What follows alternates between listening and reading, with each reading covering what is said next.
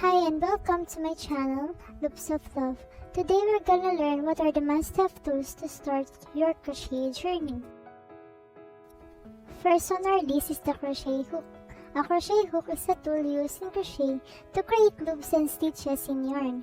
It has a handle on one end and a hook on the other, which is used to grab and pull yarn through the loops. Yarn is a long continuous strand of fibers that is used in textile crafts such as knitting and crocheting.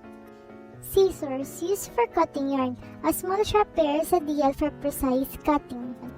Measuring tape, used to measure gauge, check the size of the project, and ensure accurate dimension.